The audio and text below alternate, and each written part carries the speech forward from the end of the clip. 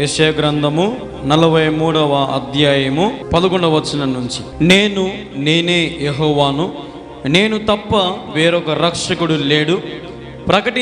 ప్రకటించిన వాడును నేనే, రక్షించువాడను నేనే, దాన్ని గ్రహింపజేసిన వాడను నేనే. ఏ అన్య దేవతయు మీలో నుండి ఉండలేదు. నేను దేవుడను, మీరే నాకు సాక్షులు. ఇది యెహోవా వాక్కు. ఈ దినము మొదలుకొని నేనే ఆయనను, నా చేతుల నుండి విడిపించగలవాడెవడును లేడు. నేను కార్యము చేయగా త్రిప్పివేయువాడెవడు? ఇశ్రాయేలుల పరిశుద్ధ దేవుడను మీ విమోచకుడునైన యెహోవా ఈలాగు సెలవిచ్చుచున్నాడు. మీ నిమిత్తము నేను బబులోనులో పంపితిని. నేను వారందరినీ పారిపోవునట్లు చేసేదను. వారికి అతిశయాస్పదముల ఓడలతో కల్దీలను పడవేసేదను. యెహోవానగు నేనే మీకు పరిశుద్ధ దేవుడని, ఇశ్రాయేలు సృష్టికర్తనగు నేనే మీకు రాజును. చాలు, చిన్న ప్రార్థన చేసుకుందాం. మా ప్రియమైన యేసుక్రీస్తు ప్రభువా, నీకు వేలాది వందనాలు, స్తోత్రాలు తెలియజేస్తూ ఉంటున్నాం. నువ్వు ఏర్పాటు చేసిన ఈ భాగమును బట్టి నీకు వందనాలు. నిలబడి నీ దాసుని నీ పరిశుద్ధాత్మ శక్తిని కుమ్మరించి ప్రభా, నీవే మాట్లాడమని, బలపరచమని, స్థిరపరచమని, సరిచేయమని యేసు నామములో ప్రార్థించి స్తుతించి అడిగి వేడుకొనుచున్నాము తండ్రి. ఆమేన్, ఆమేన్, ఆమేన్. ఇక్కడ మనం చదివినటువంటి భాగమును ఈ యొక్క ఉపవాస ప్రార్థన కొడికి నిమిత్తమై మనం ధ్యానం చేసుకుందాం. ఇక్కడ దేవుడు ఈరోజు మనతో మాట్లాడిన ఆశపడుతున్న మాట ఏంటంటే, నేనే యెహోవాను, నేను తప్ప వేరొక రక్షకుడు లేడు. ప్రకటించిన వాడను నేనే, రక్షించు వాడను నేనే, దానిని గ్రహింపజేసిన వాడను నేనే. ఏ అన్య దేవతయు మీలో నుండి లేదు. నేనే దేవుడను, మీరే నాకు సాక్షులు. ఇది యెహోవా వాక్కు. హల్లెలూయా. ప్రియ సహోదరి సహోదరిక, మనం గమనించినట్లయితే దేవుడే చెప్తున్న మాట, నేనే యెహోవాను, నేను తప్ప వేరొక రక్షకుడు లేడు. ఈరోజు ఈ యెహోవా దేవుడు ఎవరు అంటే, మనకు జీవమిచ్చినవాడు, మనకు జీవమిచ్చినవాడు, రక్తము కార్చిన వాడెవడు? యేసుక్రీస్తు ప్రభువు. అన్ని వేళలలో, అన్ని సమయాలలో మనకు తోడుగా ఉండేది ఎవరు? పరిశుద్ధాత్మ దేవుడు. ఈ త్రిత్వమైన దేవుళ్ళు ముగ్గురు వేరువేరా, ఒకటేనా? ముగ్గురు ఒక్కటే. హల్లెలూయా. అందుకు ఇక్కడ మనం గమనించాల్సిన సత్యం ఏంటంటే, దేవుడే చెప్తున్న మాట, నేనే దేవుడను, మీరే నాకు సాక్షులు. ఈ యొక్క ఉపవాస ప్రార్థన కూడికలో మనమందరం కూడా దేవునికి సాక్షులుగా ఉండాలంట. హల్లెలూయా. మనమందరం దేవునికి ఎట్లా ఉండాలంట? సాక్షులుగా ఉండాలంట. సాక్షులు అంటే అర్థం ఏంది? ఇప్పుడు ఒక కోర్టుకి ముద్దాయిని తీసుకొని పోతారు. జడ్జి ఏమంటాడంటే, ఎవరైనా సాక్షులు ఉన్నారా? ఎవరైనా సాక్షులు ఉన్నారా? ఏమయ్యా, నీ తరపున ఎవరైనా సాక్షులు వచ్చారా అంటే, సార్ నా తరపున ఎవరు సాక్షులు లేరు సార్. మరి ఎట్లా నిన్ను కాపాడేది? ఏం చేయలేము, నువ్వు జైలుకి పోవాల్సిందే. అదే ఎవరైనా నీకు సాక్షి ఉన్నాడేమో చెప్పు, ఆలోచన చేద్దాం.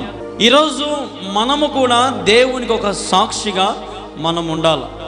ఈ మాయలోకములో, ఈ యొక్క చెడు లోకములో మనము దేవునికి సాక్షులుగా ఉండాలా.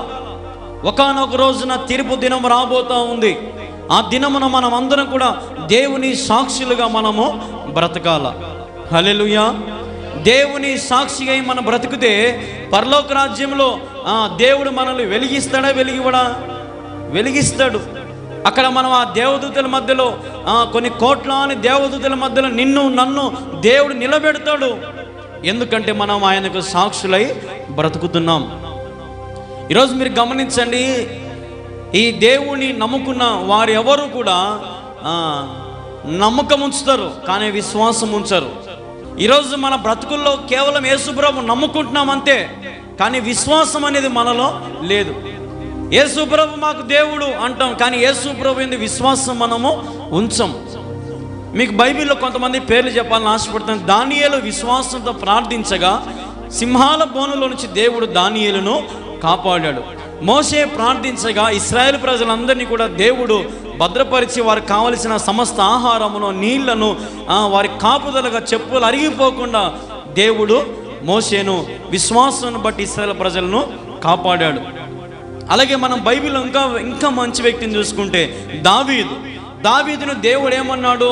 నీవు నా హృదయానుసారుడు, నీవు నా హృదయానుసారుడు దావీదు అన్నప్పుడు, దావీదు ఒక అరణ్య ప్రదేశంలో ఉంటాడు. బాగా వినండి, అందరు నా వైపు చూడండి.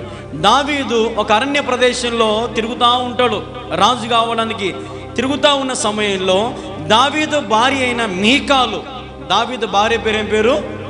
మీకాలు కాదు, మీకాలు. హల్లెలూయా. దావీదు భార్య పేరేం పేరు? మీకాలు ఈ దావీదు అరణ్యంలో తిరుగుతున్నాడని ఈ ఇంటి పాటు నుండి వేరే వంత వెళ్ళిపోతుంది. ఈ మీకాలు వేరే వంత సంసారం చేస్తూ, ఈ లోక సంబంధమైన వ్యభిచారం చేస్తూ ఆ మీకాలు తన జీవితాన్ని గడుపుతూ ఉంటుంది. కానీ దావీదుకు ఎప్పుడైతే దేవుడు రాజుగా అభిషేకం చేస్తాడో, దావీదు మొదటగా ఏమంటాడంటే, నా భార్య మీకాలు తీసుకొని రండి. అంటే చెడిపోయిన దానిని, పనికిమాల పనులు చేసినటువంటి భార్యను దావీదు పోగొట్టుకున్నాడా, చేర్చుకున్నాడా? హల్లెలూయా. దేవుని యందు విశ్వాసం ఉంచాడు కాబట్టి దావీదు తన భార్యను చేర్చుకున్నాడు. ఈరోజు మనలో నమ్మిక మాత్రమే ఉంది, విశ్వాసం లేదు. నువ్వంటే నాకు నమ్మకం ఎందుకు లేదే అంటాడు భర్త. కానీ బయటికి పోయి రాగానే ఎన్ని ప్రశ్నలు అడుగుతాడో. నమ్మకం ఉందంటాడు, కానీ నమ్మకమును మనము చూపించలేం. విశ్వాసం పెట్టుకోవాలా. ఈరోజు కుటుంబ జీవితాలలో నమ్మకమే. ఏమ్మా నీ భర్త నీకు నమ్మకం ఉందా? ఆ నమ్మకం ఉంది అని అంటాం, కానీ నీ భర్త మీద నీకు విశ్వాసం ఉందా అని అని అడగరు ఎవరు కూడా. ఊరికి నమ్మకం ఉందా? యేసు ప్రభుని నమ్ముకున్నావయ్యా, యేసు ప్రభుని వెంబడిస్తున్నావా అంటాం, కానీ యేసు ప్రభుని విశ్వాసం ఉంచావా? ఈరోజు విశ్వాసము లేని జీవితము, నువ్వు 100 టెంకాయలు కొట్టుకో, 100 దండలు వేసుకో, ఏమైనా చేసుకో, దేవునికి ఉపవాసాలు ఉండు, దేవునికి ఎంతైనా సమర్పించు, విశ్వాసం లేకపోతే మాత్రం ఆ జీవితము పనికిరాని జీవితం. ఈరోజు నమ్మకం ఉంచుతున్నాం, కానీ విశ్వాసాన్ని మనం మర్చిపోతూ ఉన్నాం. నీ విశ్వాసమే నిన్ను బలపరుచును. హల్లెలూయా. నీ విశ్వాసమే నిన్ను స్వస్థపరుచును. ఈరోజు విశ్వాసం లేని జీవితాలు మన జీవితాలు చాలా ఉన్నాయి. ఇక్కడ దేవుడు చెప్తున్న మాట మనం వింటే, దేవుడు చెప్తున్నాడు, నేనే దేవుడను, నేను తప్ప వేరొక రక్షకుడు లేడు. హల్లెలూయా. రక్షించేవాడు దేవుడే. నీ ఆపదల సమయాలలో తెగులు రాకుండా, అపాయాలు రాకుండా, వ్యాధులు రాకుండా, రోగాలు రాకుండా, ఏవి నీకు సంభవించకుండా రక్షించేవాడు ఎవడు? దేవుడే. ఈ దేవుడు మనకు దొరకడం చాలా అదృష్టం. అదృష్టం అనే పదం ఎందుకు వాడుతున్నా అంటే, నేను ఎంతోమందికి లేని ధన్యత కదమ్మా, ఎంతోమందికి లేని ధన్యత దేవుడు మనకు ఇచ్చాడు. ఇటువంటి రక్షకుణ్ణి మనం కలిగి ఉన్నప్పుడు నువ్వు విశ్వాసం ఉంచుతావా, లేదంటే నమ్మకం ఉంచుతావా? ఆలోచన చేసుకో. ఈరోజు దావీదు చెడిపోయిన స్త్రీ తన భార్యనైనా కూడా చేర్చుకున్నాడంటే ఎంత జాలిగల హృదయం దావీదుది కదమ్మా. ఇప్పుడు ఎవరన్నా చేర్చుకుంటారమ్మా? ఎవరన్నా అంత సీన్ ఉందా? ఇప్పుడు కావాలి నాకు కాగితాలు అంటాడు ఇంకా వెంటనే. ఈరోజు పరిస్థితులు మారిపోయినాయి. కానీ ఇక్కడ మనం గమనిస్తే దావీదు రాజు అవ్వగానే నాకు ఒక డౌట్ వచ్చింది. ఇప్పుడు చెడిపోయిన మీకాలను తెచ్చుకొని రాజ్యంలో పెట్టుకుంటే రాజ్యానికి అంత చెడ్డ పేరు వస్తుందా రాదమ్మా? వస్తుందా రాదా? మళ్ళీ దావీదు ఏమైనా జ్ఞానం లేనోడా? మళ్ళీ ఎందుకు తెచ్చి పెట్టుకున్నాడు భార్యని? చెడ్డ పేరు వచ్చినా రాని, ఏమైనా రాని, నా రక్షకుడు నాకు ఉన్నాడు. హల్లెలూయా. దావీదు యొక్క విశ్వాసం ద్వారానే గొప్ప స్థితిలో ఉన్నాడు. అందుకే దావీదు వంశంలో నుంచి యేసు ప్రభు వచ్చాడు. హల్లెలూయా. ఈరోజు దేవుడు ఏర్పాటు చేసుకున్న వారిని మనం బైబిల్లో చూస్తే అందరూ పనికిమానులను, దేనికి పనికిరానులనే, చదువు రానులను, ఏమి చేతగానులను దేవుడు 12 మంది శిష్యులుగా ఏర్పాటు చేసుకున్నాడు. ఏమన్నా దేవుడు పండితులను ఏర్పాటు చేసుకున్నాడా? జ్ఞానులను, ధనవంతులను, గొప్ప గొప్ప వాళ్ళని ఏర్పాటు చేసుకున్నాడా? లేదే. ఈరోజు దేవుడు చెడిపోయిన వారిని బాగు చేయడానికి దేవుడు అనేక మందిని ఏర్పాటు చేసుకుని, ఇక్కడ మనం చదివినట్టుగా, ప్రకటించువాడును నేనే, రక్షించువాడును నేనే, దాన్ని గ్రహింపజేసిన వాడును నేనే, ఏ అన్య దేవత మీలో నుండి లేదు. నేనే దేవుడను, మీరు నాకు సాక్షులు. ఇది యెహోవా వాక్కు. ఈరోజు ఈ యెహోవా వాక్కును వింటున్న మన బ్రతుకులలో మనం కొన్ని విషయాలను సరి చేసుకోవాలి. దేవా, నేను నా జీవితంలో అనేకమైన పనులు చేశాను, అనేకమైన అన్య దేవతలు నేను మొక్కానేమో, అనేకమైన అన్ని మాటలకు నేను బూతులు కానీ, లోక సాంప్రదాయాలు కానీ, ఆచారాలు కానీ, పద్ధతులు కానీ ఏమైనా చేశానేమో, దయతో నన్ను క్షమించు దేవా అని మనం అడగాలి. నేను ప్రార్థనలో ఉన్నప్పుడు నేను దేవుడిని అడిగా, ప్రభువా, అసలు ఈ పరలోకం గురించి చాలామంది అడుగుతారు, పరలోకం ఉందా నరకం ఉందా అని అడుగుతారు. అసలు పరలోకం అనే అర్థానికి నాకు అర్థం చెప్పు ప్రభువా అని నేను ప్రభువుని అడిగితే, ప్రభు నాతో ఒక మాట చెప్పాడు. పర అంటే అర్థం ఏంది? పరాయిలు. ఏమ్మా? పర అంటే అర్థం ఏంది? పరాయిలు, ఎదిరింటోళ్ళు, పొరిగింటోళ్ళు, మనకు తెలిసిన వారు పరాయిలు. లోకం అంటే అర్థం ఏంది? లోకం అంటే అర్థం ఏంది?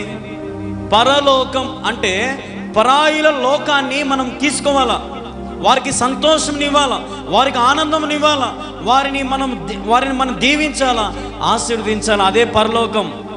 హల్లెలూయా. పరలోకం అక్కడ దేవుడు మన ఆత్మీయ పరలోకం అక్కడ ఇస్తాడు. కానీ ఈ లోకంలో కూడా మనం పరలోకం అనే అనుభవాన్ని మనం అనుభవించాలంటే నువ్వు ఇతరులను ఏం చేయాలా? వారిని గణపరచాలా, వారిని దీవించాలా, ఆశీర్వదించాలా. నీ చేతిని కాడికి వారికి నువ్వు సహాయం చేయాలా. ఈ లోకములను దేవుని ప్రేమను చూపించు. ఈ లోకములను దేవుడు చెప్పిన మాటలను విని అనేక మందిని దేవునిలోకి నడిపించు. తద్వారా నీ జీవితాన్ని దేవుడు నూరంతలుగా ఆశీర్వదిస్తాడు. ఈరోజు మన జీవితాలలో ఎందుకు ఈ కొలతలు, ఎందుకు ఈ బాధలు, ఎందుకు ఈ కష్టాలు, ఇవన్నీ ఎందుకంటే మన ఊరికి నమ్ముకుంచుతాం అంతే. పోతా ఇట్లా మొక్కుంటా పోతాం, లేదంటే ఏదేదో చేస్తూ ఉంటాం అంతే. విశ్వాసం ఉంచాం మనం. విశ్వాసంతో ప్రభువా నేను విశ్వాసంతో ప్రార్థన చేస్తాం. ఇప్పుడు మన ఇంటి దగ్గర ఒక కుక్క ఉంది అనుకోండి అమ్మా. ఆ కుక్క మనకు విశ్వాసంగా ఉంటుందా? మనతో అన్నం పెట్టినా అన్నం పెట్టకపోయినా మన దగ్గర అది ఎట్లుంటుంది? విశ్వాసంగా ఉంటుంది. ఈ పూట అన్నం పెట్టినా వెళ్ళిపోతుంది, ఏమన్నా వెళ్ళిపోదు. మళ్ళీ రాత్రి పెట్టినా కూడా తింటుంది. నువ్వు ఎక్కడికైనా పోతే నీ వెంబడి వస్తూ ఉంటుంది, నీకు కాపుగా ఉంటుంది, నీకు తోడుగా ఉంటుంది. ఈరోజు మనము కూడా అట్టి విశ్వాసాన్ని కలిగి జీవించాలా. దేవుడు మన జీవితంలో ఎన్ని మెతుకులు పెట్టాడో, ఎంత ఆహారం పెట్టాడో, మనకు ఎంత సమృద్ధినిచ్చాడో, కానీ మనలో ఏం లేదు? విశ్వాసం లేదు. పెడితేనే దేవుడు అంటాం, పెట్టకపోతే దేవుడు కాదంటాం. ఈరోజు మన బ్రతుకులు ఇందుకే. మనకు అన్నీ కావాలనుకుంటాము, రాకపోతే మనమే బాధపడతాం. ప్రియ సహోదరి సహోదరుడా, ఈరోజు చాలామంది రాజులు నమ్ముతున్నారు, అధికారులు నమ్ముతున్నారు. దేనికోసం అంటే బహుమతుల కోసమో, లేదంటే ఇల్లుల కోసమో, వాటి కోసమో, వీటి కోసమో వాళ్ళ కాళ్ళు పడి వీళ్ళ కాళ్ళు పడి ఏడుస్తూ ఉంటారు. కానీ నేను చెప్తున్న మాట ఏంటంటే, మీరు యేసయ్యను ఆశ్రయించండి. యేసయ్యను ఆశ్రయించడం ద్వారా, ఎందుకంటే ఈయనే చెప్తున్నాడు, నేనే రక్షకుడు, నేను తప్ప వేరొక దేవుడు లేడు. ఈయన విశ్వాసం ఉంచండి, సమస్తము మీకు జరిగిపోతాయి. ఈరోజు మీ జీవితంలో ఏం జరగట్లేదా? ఏం అనుభవించలేకపోతున్నారా? అయితే యేసయ్య వద్దకు రండి, యేసయ్యను ప్రేమించండి, యేసయ్య దగ్గర హత్తుకొని బ్రతకండి. ఆయన మీ జీవితంలో సర్వ సమృద్ధిని నింపుతాడు. ఈ లోకంలో ఉన్న వాటన్నిటి చూసి అన్నీ తిరగాల, అన్నీ చేయాలా, అన్నీ వండుకోవాలా, మాకు మంచి ఇల్లు ఉండాలా, మాకు అంత బాగుండాలనుకుంటాం. కానీ మన దగ్గర అంత స్తోమత ఉండదు. మనకేమో అన్నీ కావాలని ఆశలేమో మూరడు, కానీ మన దగ్గర ఉండదేమో కొంచెమే. మనకేమో అన్నీ కావాలని ఉంటుంది, కానీ దేవుడు అన్నీ ఇయ్యాడు, కొంచెమే. కానీ కొంచెములో నేను నమ్మకముగా ఉండాలి. ఈరోజు నీకు దేవుడు ఏమేమి ఇచ్చాడో, వేటిని ఇచ్చాడో, వాటిని బట్టి నువ్వు సంతృప్తిగా ఉండాలి. అదే ఇక్కడ మన కింద గమనిస్తే, ఆ కిందనే 13వ వచనం, ఈ దినము మొదలుకొని నేను ఆయనను నా చేతిలో నుండి విడిపింపగలవాడెవడనో లేడు. దేవుని చేతిలో నుంచి విడిపించేవాడు ఎవడు లేడంట. ఒక్కసారి నువ్వు చేయి పట్టుకుంటే నీ చేతిని సైతానుగాడు వచ్చి లాగినా కూడా రాదు. ఎందుకంటే దేవుని చెయ్యి మహోన్నతమైన చెయ్యి. ఆయన చెయ్యి ఆకాశమును జానతో కొలిచిన వాడు. అంటే ఆయన చెయ్యి ఎంత పెద్దదో ఆలోచన చేయండి. అంత పెద్ద చేతిలో నీ చెయ్యిని ఇస్తే ఆ చెయ్యి జారిపోతుందమ్మా? దేవుని చేతిలో నుంచి జారిపోదు. కానీ మనమే యేసయ్యను విట్ట పట్టుకోవాకు, నాకు బుద్ధి పుట్టినప్పుడు పట్టుకుంటా, బుద్ధి పుట్టినప్పుడు ఇడి చేస్తా అంటాం మనం. ఇట పట్టుకుంటాం మనం దేవుణ్ణి. మనకు బాగలేనప్పుడేమో వదిలేస్తాం, మనకు బాగున్నప్పుడు వదిలేస్తాం, బాగలేనప్పుడు పట్టుకుంటాం, అన్నీ ఉన్నప్పుడు వదిలేస్తాం, లేనప్పుడు వచ్చి పట్టుకుంటాం. ఇది మన విశ్వాసం. హల్లెలూయా, హల్లెలూయా. ఈరోజు నీతిమంతుల వలె బ్రతకాల. చూడండి ఒక మాట, సామెతలు 28 మొదటి వచనం మనం గమనిస్తే, ఎవడునూ తరమకుండానే దుష్టుడు పారిపోవును, నీతిమంతుల సింహము వలె ధైర్యముగా నుందుదురు. హల్లెలూయా. నీతిమంతులు ఎట్లుండాలంట? సింహములాగా. ఒక సింహము గర్జిస్తే 3 కిలోమీటర్లు వినపడుతుందంట. 3 కిలోమీటర్లు వినపడుతుందంట ఒక సింహము గర్జిస్తే. మరి నీ ఇంట్లో నుంచి సైతాను పోవట్లేదంటే నీ బతుకు సింహమా పిల్లి? ఆలోచన చేసుకో. నేను చెప్పింది మీకు అర్థమవుతుందా? సింహములా గర్జించు విశ్వాసంతో. సైతానుగాడు పారిపోవాల్సిందే. హల్లెలూయా. వాడు పారిపోకుండా నీ చుట్టే తిష్టేసుకొని కూర్చున్నాడంటే నీలో ఏమి లేనట్టు? విశ్వాసం లేనట్టు, ప్రార్థన జీవితం లేనట్టు, దేవునికి సాక్షిగా నువ్వు లేనట్టు. అప్పుడు వాడు నిన్ను వదిలిపెట్టడు. ప్రియ సహోదరి సహోదరుడా, ఈరోజు దుష్టుడు నీ దగ్గర నుంచి పారిపోవాలంటే నువ్వు సింహములాగా గర్జించాలా, సింహము వలె ధైర్యంగా ఉండాలా.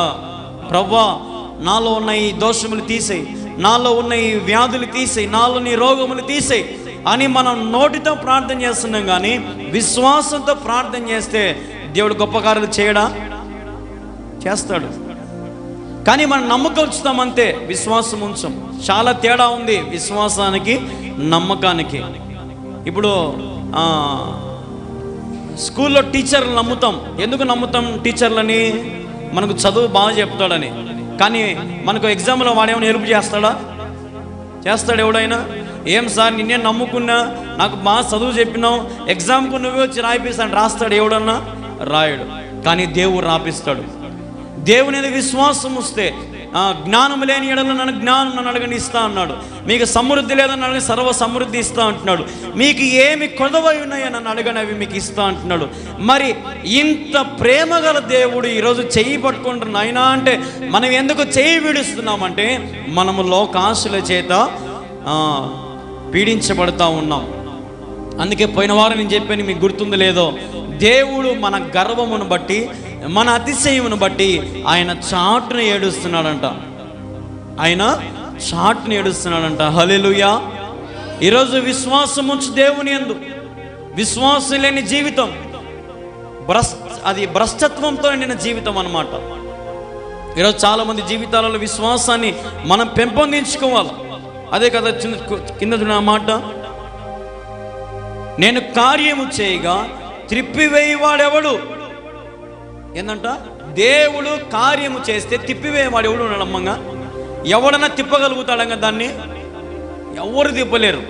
మరి దేవుని కార్యాలు నీ జీవితంలో జరుగుతున్నాయా? ప్రశ్నించుకోండి. దేవుని చేసే గొప్ప కార్యాలు, ఆశ్చర్య కార్యాలు, సూచన క్రియలు మీ జీవితాలలో జరుగుతున్నాయా? లేదంటే త్రిప్పిపోతా ఉన్నాయా?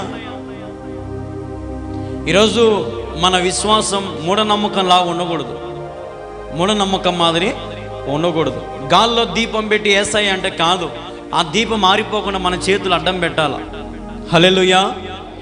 ఈరోజు మన బ్రతుకులు అదే, గాల్లో దీపం పెట్టి దేవా నువ్వే ఇంకా అంతా చూసుకో అంటాం. చేతులు పెట్టావు, దేవుడు చేతులు పెట్టాల. పెడితే అప్పుడు దేవుడు దాన్ని భద్రపరుస్తాడు. ఈరోజు నా జీవితాలలో ఎన్ని శ్రమలు వచ్చినా, ఎన్ని ఇబ్బందులు వచ్చినా వెనుకడుగు వేయద్దు, ముందుకే ప్రయాణించు. నేను చాలాసార్లు చెప్తాను, ఉపవాస కూడికైనా కానీ, ఆదివారం అయినా కానీ, లేదంటే మందిరంలో ఏ కూడికలున్నా సరే ఒక వారం ముందే ప్రకటన చేస్తారు. ఎవరైనా, ఏ సేవకుడైనా ఒక వారం ముందు ఎందుకు ప్రకటన చేస్తారంటే ఆ రోజు మీరు రావాలని, ఆ రోజున రావాలని ప్రకటన చేస్తారు ఏ సేవకుడైనా. మనం ఏం చేస్తామంటే ఆ రోజే ప్రోగ్రాంలన్నీ పెట్టుకుంటాం. నేను కొన్ని ప్రోగ్రామ్స్ పెట్టుకుంటాం. ఎక్కడికైనా పోవాలని, ఏదైనా చేయాలన్నా కొన్ని ప్రోగ్రామ్స్, కొన్ని డేట్లు పెట్టుకుంటా. ఆ డేట్లలోనే ఆ పనులు చేసుకుంటాను. మిగతా డేట్లలో ఏ పనులు చేయను ఇంకా. ఎందుకంటే దేవుని పనిని నమ్మకంగా చేయాలి మనం. ఎక్కడికైనా వెళ్ళు, ఏ ఊరికైనా వెళ్ళు, ప్రార్థన మీటింగ్ ఆ టైం కల్లా రాత్రి అర్ధరాత్రి కానీ మనం వచ్చాడు ఉన్నారు.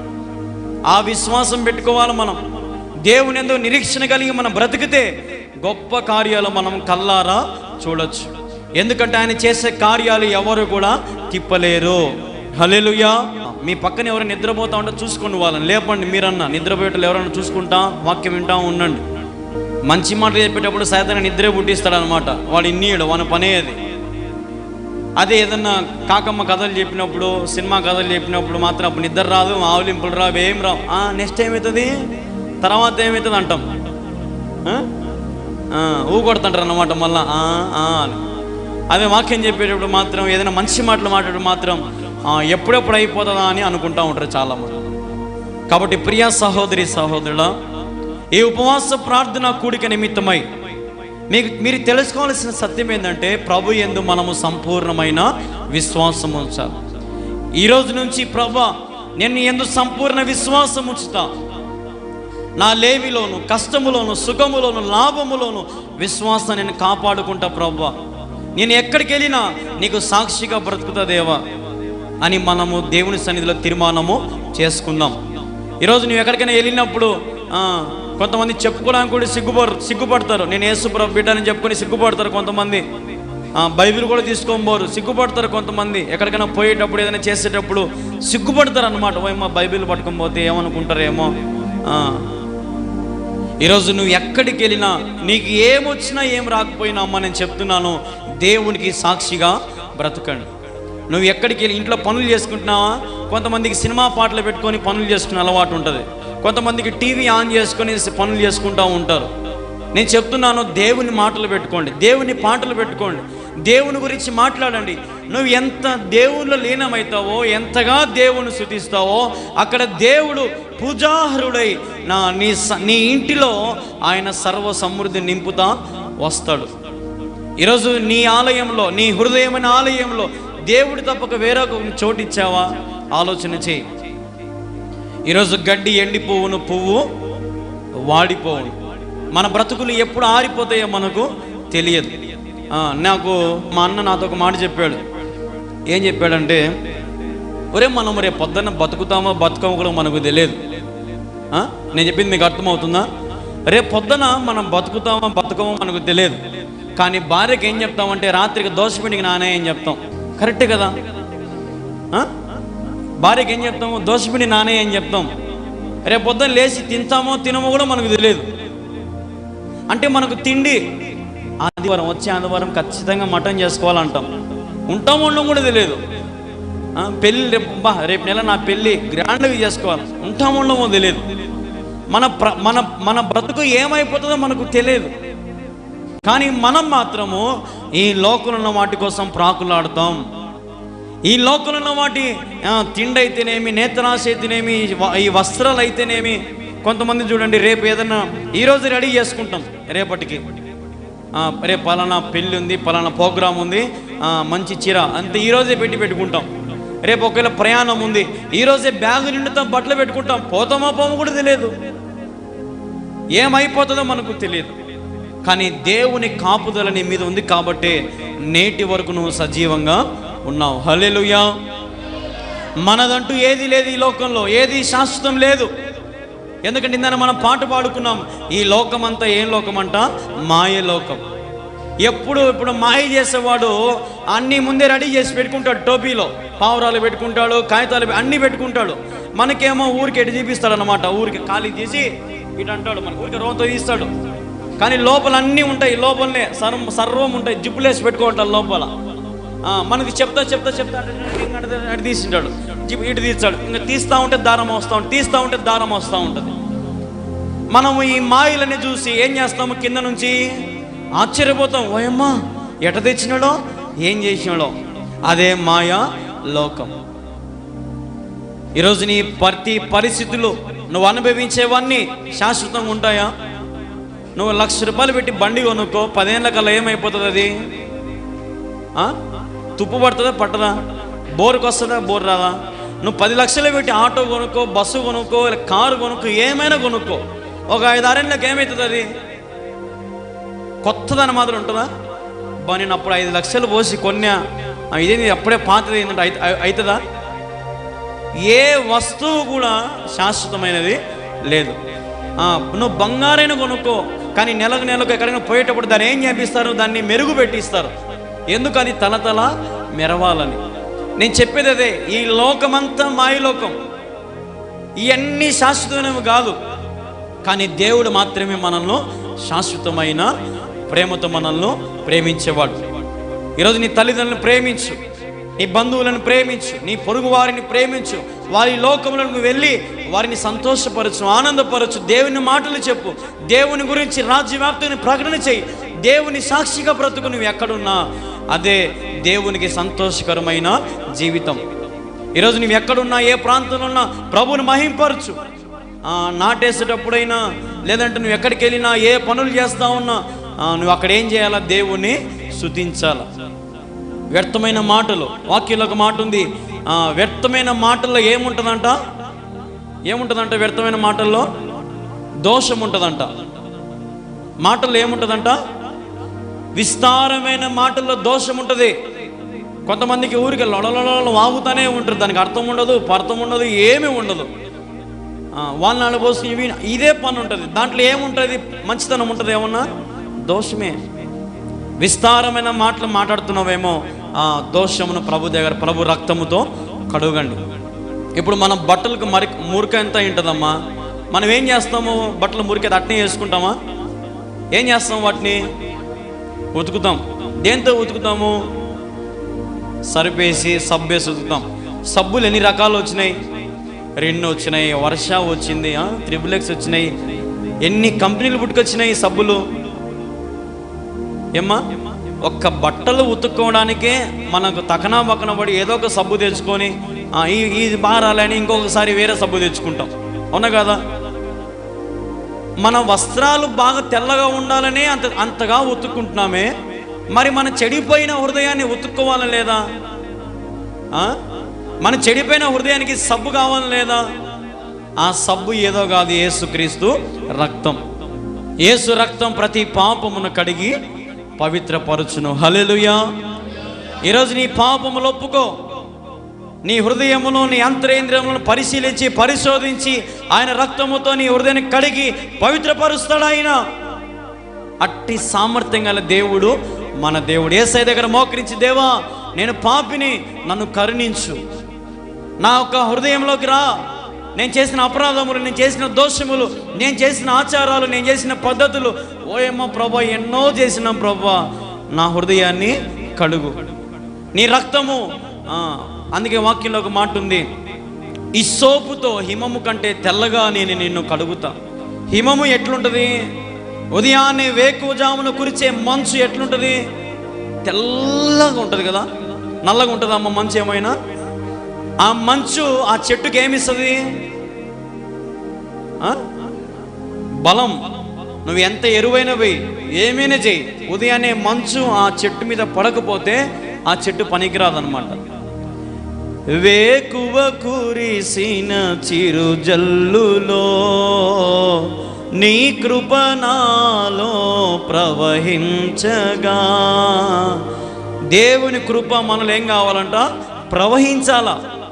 కానీ మన బ్రతికేందంటే ఆన్నే ఆగిపోయి ఉంటుంది. మన ప్రవాహం ముందుకు పోదు, వెనక్కి పోదు, మన బతుకు ఆడే ఉండిపోతుంది. మనం ఏం కావాలంటే దేవుని కృపను బట్టి ఏం కావాలా? ప్రవహించాలా. హల్లెలూయా. వేకుజామున కురిసిన హిమము కంటే తెల్లగా నీ హృదయాన్ని దేవుడు మారుస్తా అన్నాడు. డాక్టర్ అన్నాడు ఒకరోజు, ఒక పేషెంట్ అడిగాడంట, డాక్టర్ గారు నా గుండెని మీరు కోసారు కదా, నా గుండె ఎర్రగా ఉందా, తెల్లగా ఉందా, నల్లగా ఉందా డాక్టర్ గారిని అడిగినాడంట. డాక్టర్ అన్నాడంట, ఒరే నీ గుండె ఎర్రగా ఉందిరా అన్నాడంట. ఏం డాక్టర్ గారు అంటే, రక్తంలో ఉంది నీ గుండె అంతా అని అన్నాడంట. సార్ మరి ఎట్లా, దాన్ని ఏం చేశారంటే, మేము కొన్ని కెమికల్స్ వేసి నీట్గా కడిగినాము, నీ గుండె చుట్టూ ఉండే రక్తాన్ని అంతా మేము తీసేసినాం, బాగుంది ఇప్పుడు. మరి ఇప్పుడు ఏ కలర్లో ఉంది సార్? నీ గుండె తెలుపుగా ఉందిరా అన్నాడంట. మీకు తెలుసో తెలియదో, మన గుండె ఎరుపు కాదు ఉండేది, తెలుపే. కానీ రక్తము ద్వారా అది ఆడి ఆడి ఆడి ఆడి అది ఎర్రగా మనకు కనపడుతుందంట. ఈరోజు మన హృదయము మలినము చేత, కల్మషం చేత, పాపము చేత మన హృదయాన్ని మనము ఎరుపుగా, నల్లగా, ఇష్టానుసారమైన రంగులతో మనము మార్చుకుంటున్నాం. దేవుడిచ్చిన శరీరాన్ని నాశనం చేసుకుంటారు చాలామంది.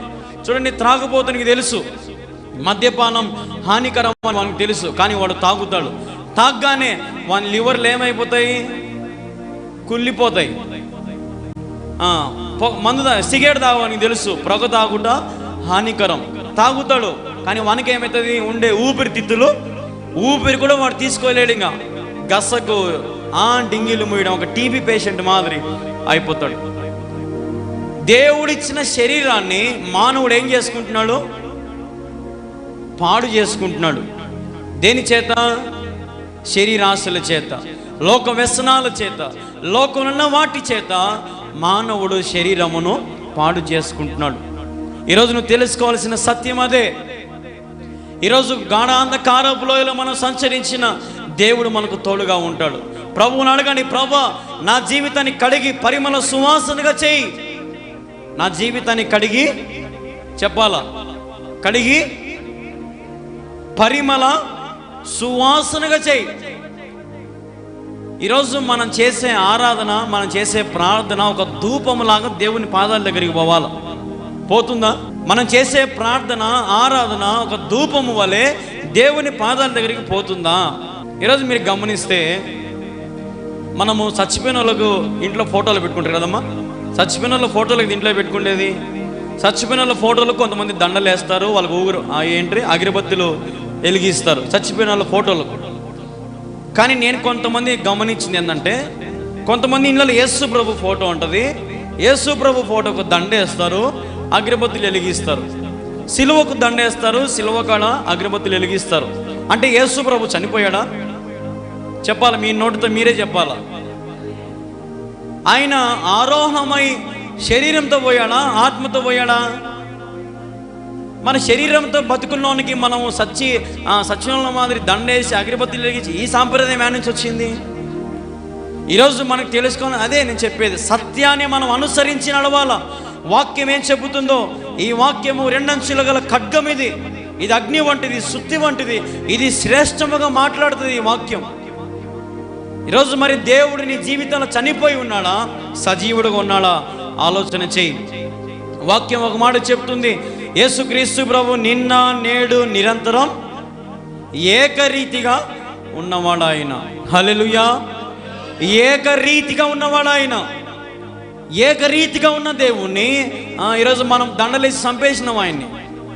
మనం పనులు, మనం చేసే కార్యాలు, మనం చేసే పాపాలు, మనం చేసే అతిక్రమములు, మనం చేసే దోషాలు, వీటన్నిటిని బట్టి దేవుడు దుఃఖాక్రాంతుడై ఏడుస్తున్నాడంట. ప్రియ సహోదరి సహోదరుల యొక్క ఈ జీవనది మనలో ప్రవహింపజేయాల. ఇప్పుడు మన ఇంటి ముందర కాలువ ఉంటుందమ్మా. కాలువ ఉందా మీ ఇంటి ముందర? అందరింటి ముందర కాలువ ఉందా? మీ ఇంటి ముందర కాలువ ఉన్నప్పుడు నీళ్లు ఆగిపోతే మీకు వాసన వస్తుందా రాదా? నీళ్లు పోతేనే కదా మీకు బాగుండేది. ఏమంటాము మనము? ఒరే కాలువ ఉంది, ఒక బకెట్ నీళ్ళు ఎక్కువైనా పోయి, వాసన మాత్రము రాగుడు. కానీ మనము ముందుకు పోము, వెనక్కి ఆన్నే వాసన బట్టి, రోత బట్టి ఉంటుంది మన హృదయం అంతా, మన జీవితం అంతా. ఈరోజు ప్రవహించాలా మనం యేసు నామములో. హల్లెలూయా.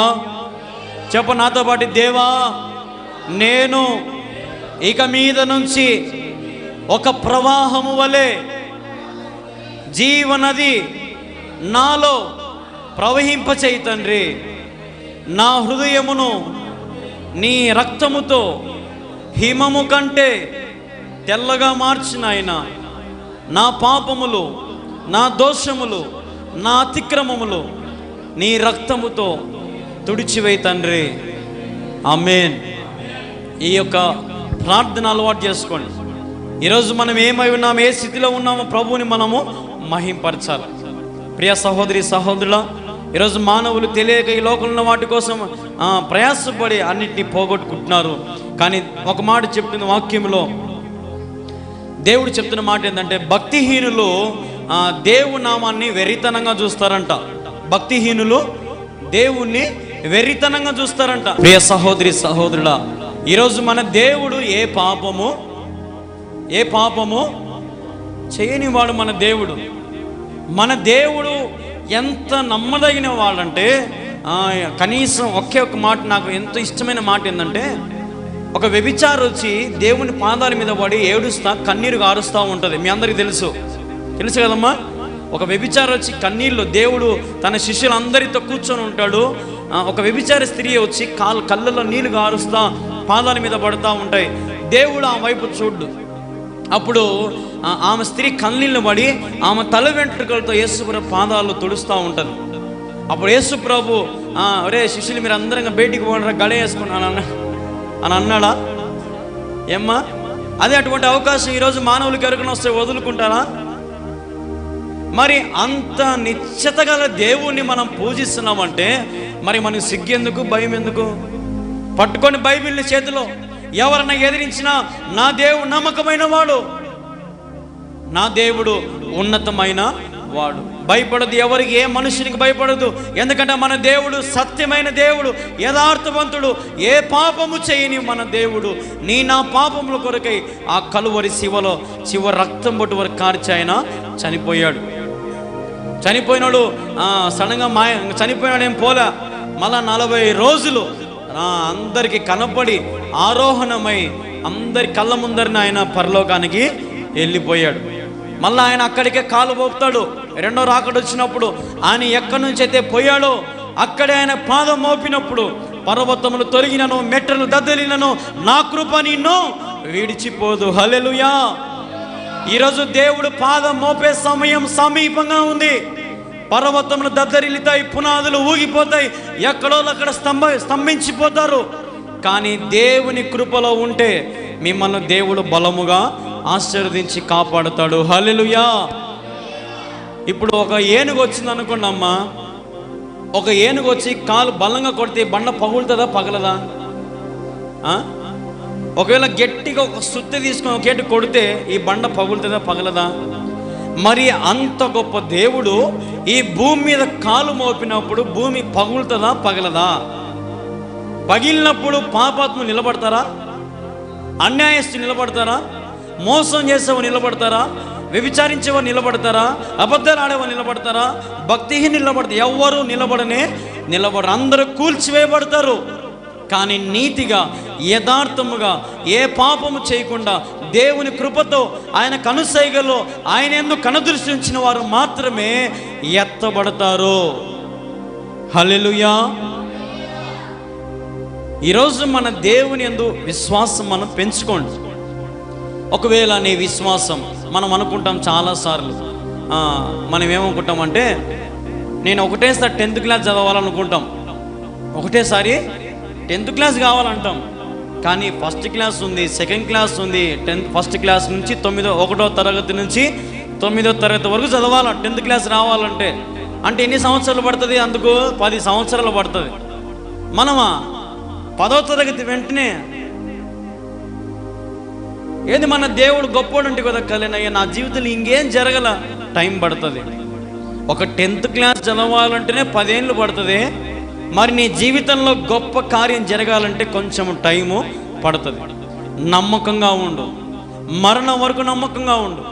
దేవుని జీవితంలో ఆయన మనం చదివినాం కదా, నేనే యెహోవాను, నేను తప్ప వేరొక రక్షకుడు లేడు. ఈ రక్షకుడు చెప్తున్న మాట, ఈ యేసుక్రీస్తు చెప్తున్న మాట, ఆయన మాట ఇస్తే తప్పేవాడు కానే కాదు. ఒక్కొక్కసారి రాజులన్న మాట తప్పుతారు, ప్రియమైన మాట తప్పుతాడు, ఊర్లో అధికారులు మాట తప్పుతారు, సర్పంచులైనా ఎవరైనా సరే మాట తప్పుతారు. మన స్కూల్కి ఎంత లేదంటే ఏదో ఒకటి చెప్తారు. రాజకీయ నాయకుడు ఏమంటాడంటే, నాకు ఓటు వేయమా, నీకు ఖచ్చితంగా మీ ఇంటి ముందర కాలువలు వేపిస్తా అంటాడు. మనం అందరం నమ్మి ఓటేస్తాం. బేచ్చడా కాలువ వేయరు. ఎందుకంటే మనం దగ్గర రంచేపు ఉండి ఆ స్పర్శ, అబ్బా రెడ్డి గారు మా ఇంటికి వచ్చారు, అబ్బా అబ్బా అబ్బా, ఆ సంతోషంలో ఉంటాము. మనం అతను చెప్పిన మాట ఇంకా మర్చిపోతాం. అప్పుడప్పుడు ఒక ఫోన్ చేస్తాడు, ఏమన్నా ఏం బాగుండరు కదా, ఇంకా మర్చిపోతాం. ఇది మర్చిపోతాం, ఇంక ఈ కాలువ కథ మర్చిపోతాం. ఇంకా అంత పాయ. మళ్ళీ ఎలక్షన్కి వస్తాడు, మళ్ళీ అప్పుడు బిల్లుల వల్ల ఈసారి ఖచ్చితంగా వేపిస్తా అంటాడు. మళ్ళీ గుడ్డిగా పోయి ఒత్తుతాం. మన స్వభావం ఏంటంటే మనుషులకు మనం మోసపోతామంట. మనుషులకు మనము మోసపోతాం. మమ్మీ నువ్వంటేనే నాకు ఇష్టం మమ్మీ డాడీ కంటే అని అంటాడు వీడు. కానీ పెద్ద అయినాక అమ్మకు ముద్ద కూడా పెట్టాడు వీడు. చిన్నప్పుడంతా ఆ మాట అంటే నా అమ్మ మురిసిపోతూ ఉంటుంది, నీకంటే నేనంటేనే వానికి ఎక్కువ ఇష్టం అంట అని. ఒక 2 ముద్దలు తినేటప్పుడు 3 ముద్దలు చెక్కుతుంది అమ్మ ప్రేమ. 3 ముద్దలు చెక్కుతుంది ఇంకా ప్రేమతో. కానీ లాస్ట్కి వాడు పెద్దోడై అమ్మ ముసిలేసరికి అమ్మే బరువు అయిపోతుంది అనమాట. నాకు ఒక సన్నివేశము చాలా బాధ కలిగించింది. ఒకరోజు సువార్త సభకు పోయినప్పుడు ఆ తల్లికి 5 మంది కొడుకులంటమ్మా, 5 మంది కొడుకులంట. కానీ ఆ తల్లి ఎక్కడుంది తెలుసా? రోడ్డు మీద ఉంది, మంచం వేసి రోడ్డు మీద వండేసారు ఆమెని. ఏమంటే సొడ్డు ఆమె ఎక్కలేదు దిగలేదంట. అంటే ఇండ్లు ఏమన్నా కొండ మీద కడతాము మనం ఏమన్నా? ఏమ్మా మన ఇల్లు మహా అంటే ఈ రోడ్డు కంటే 1 అడుగు 2 అడుగులు ఎత్తుంటుంది అంతే. అమ్మా చెయ్యి పట్టుకొని అమ్మని ఎక్కించుకొని ఇంట్లోకి పిలుచుకోమని ఇంక మనసు రావడంలా. అమ్మ వానవాడు సలువాడు ఏమైనా వాడు. ఈ మధ్య ఎన్నో కులిపోయిన రేకులు తెచ్చి రేకులు ఉంచారట ఊరికే. ఇప్పుడు అంత ముసలామ గాలి చల్లగాలి తగులితే ఆమె వనకదు. ఏమ్మా మీరేమో చల్లగా రగ్గులు ఒక్క గాలి తగిలితే రగ్గులు కప్పుకొని ఆమె పనుకుంటారా. 5 మంది కొడుకులంట. మళ్ళా ఆ ముసలామ ఏడుస్తా చెప్తామంటే నేను అనుకున్న, ప్రభా ఏంది ప్రభా ఆశ ఉంది, డబ్బు లేదు ప్రభా, ఉంటే కట్టించిన ప్రభా నేను ఆమెకి ఇల్లు. అంత బాధ వేసిన చూడగానే వృద్ధురాలు పాపం. కానీ 5 మంది కొడుకులు 5 మంది కోడలు ఉండి కూడా ఏం ప్రయోజనం? నాకు అర్థం కాదమ్మా. ఏం ప్రేమ అది? ఈరోజు ప్రేమ లేదు. ఆ తల్లి వేదన ఎంతగా అసలు ఏడుస్తూ ఉందంటే నాకు అనిపించింది, ఈమెకు పట్టిన గతి రేపు వాళ్ళకు పడుతుందేమో చెప్పలేమేమ్మా. ఏం పంట విత్తుతాం ఆ పంటను మనం కోస్తామని వాక్యంలో ఉంది. ఈరోజు నువ్వు ప్రేమించి ఒక ముద్ద పెడితే రేపు నువ్వు ముస్లింలో నీకు ఒక ముద్ద ఎవరొకరు పెడతారు. ఈరోజు మన సహాయం చేయలేని స్థితిలో ఉన్నాము. రేపు మనకెవడు సహాయం చేస్తాడు? మళ్ళీ కానొచ్చనేమో కోడలు అందరూ నాకు ఇట వందనాలు చెప్తారు. ఇట మళ్ళీ మనసులో తిట్టుకుంటూ ఉంటా నేను. వందనాలు ఊరికి పైకి చెప్తారు, లోపల ప్రేమ లేదు, ఏమి లేదు. ఎంతమంది మన చుట్టూ ఉన్నా అంతము వరకు మనల్ని ప్రేమించరు. అంతము వరకు మనం ప్రేమించేవాడు దేవుడు ఒక్కడే. అందుకే వాక్యంలో ఒక మాట ఉంది, నేను నిన్ను ముదిమి వచ్చేంత వరకు నిన్ను ఎత్తుకొని ముద్దాడుతాను. హల్లెలూయా. అంటే దేవుని దృష్టిలో మనం ఎప్పటికీ చంటి బిడ్డలమే.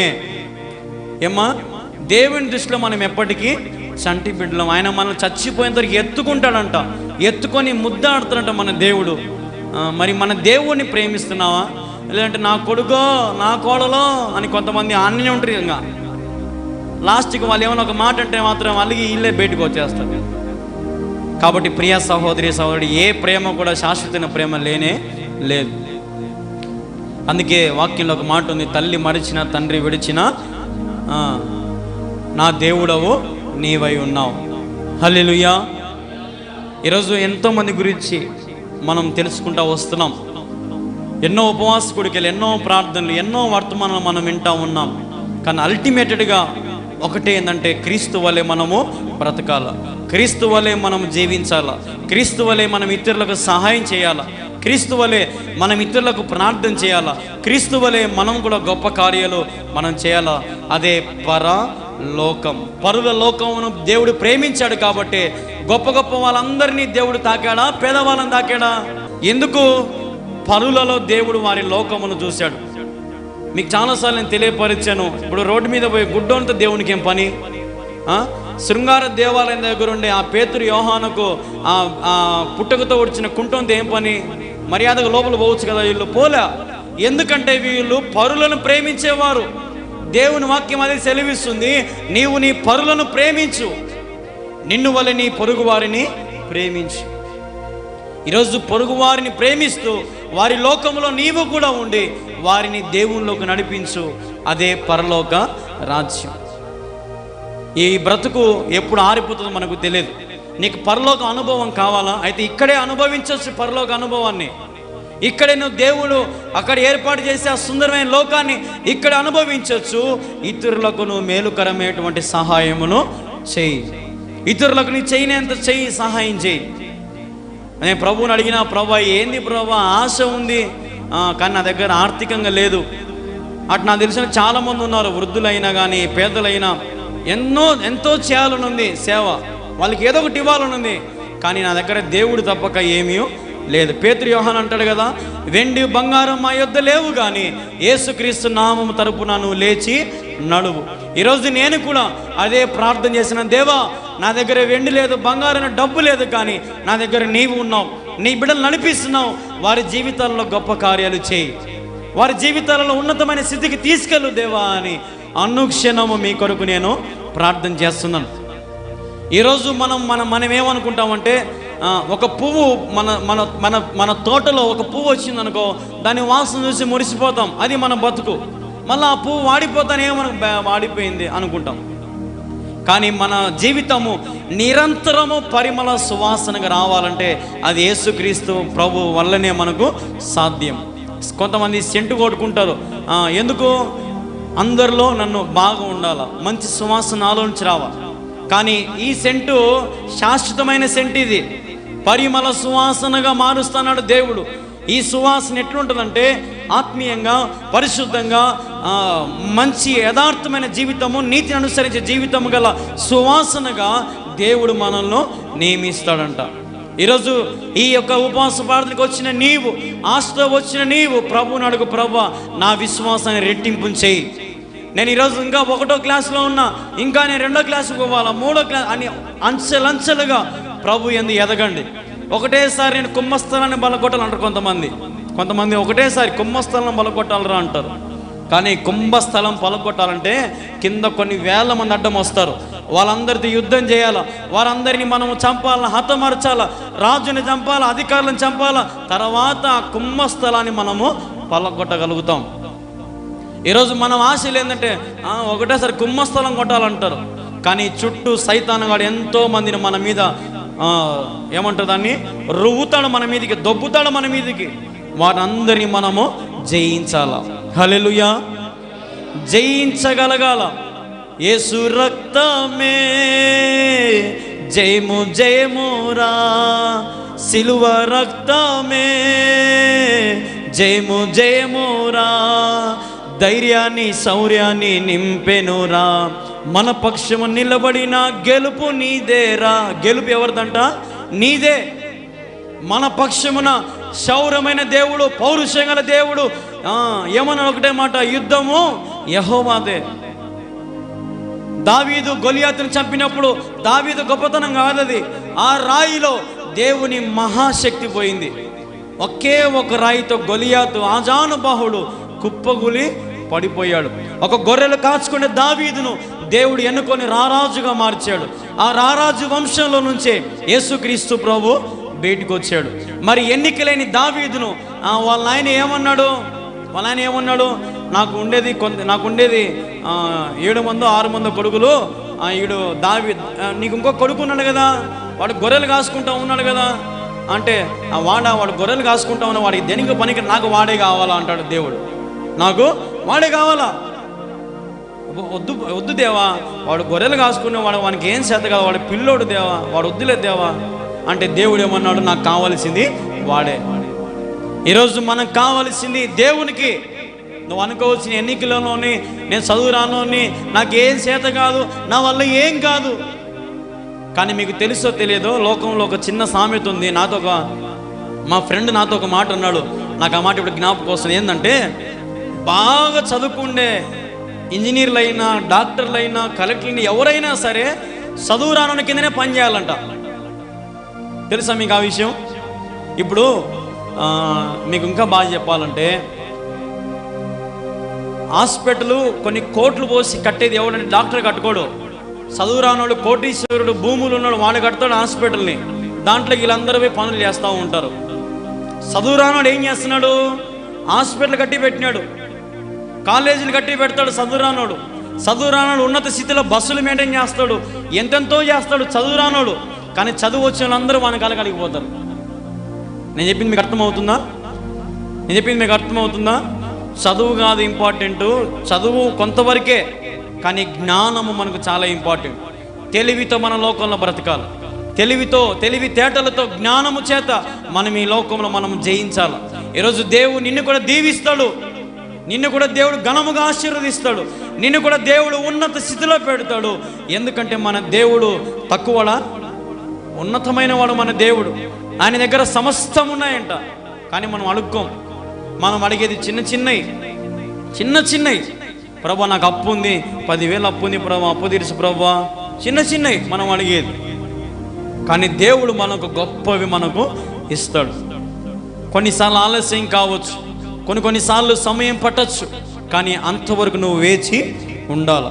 ఈరోజు ఎప్పుడైతే దేవుడు నిన్ను ప్రేమించి పిలిచినప్పుడు నువ్వు ఆయన మాటకు లోబడితే దేవుడు నిన్ను బలమైన వానిగా నియమిస్తాడు. బలమైన వానిగా, మామూలుగా సాదాసీదా కాదు, ఇంకా బలమైన వానిగా ఆయన నిన్ను నిలబెట్టుకుంటాడు. ఆ పౌరుషముతో, రోషముతో ఆయన నిన్ను నిలబెట్టుకుంటాడు. ఇప్పుడు గొలియాతు ఒక గట్టిగా కేక్ వేసి ఉంటాడు అనుకోండి, రారా చూసుకుందాం అని ఉంటాడు దావీదు పిల్లోడు కదా, పారిపోయి మామూలు. ఇప్పుడు ఆ పిల్లో నేను గట్టిగా అరిచాను అనుకో, వాడు ఖచ్చితంగా ఏడుస్తాడు, పారిపోనన్నా పారిపోతాడు. గట్టిగా ఒక మాట అరుస్తే ఏ రారా అంటేనే దావీదు పారిపోయినాడా? అస్సలు కదలం కూడా కదలలే. నవ్వుకుంటా వంగి అరుచా ఉండి నీ కథ చెప్తా అని 5 రాళ్ళు తీసుకొని ఒకే ఒక రాయితో గొలియాతు నవ్వునంత పోగొట్టినాడు కదా. ఈరోజు మనము కూడా సైతానుగాడు మన మీద గర్జిస్తాడు, మన మీద వెనకడుగేసి పరిగెత్తినామనుకో మన బతుక అయిపోయినట్టే. ఎదుర్కో, ఏదానికైనా ముందుకెళ్ళు, ఏదానికైనా దేవుడు నీకు తోడుగా నీడగా ఉంటాడు. మీకు ఒక వాస్తవం చెప్తున్నాను వినండి.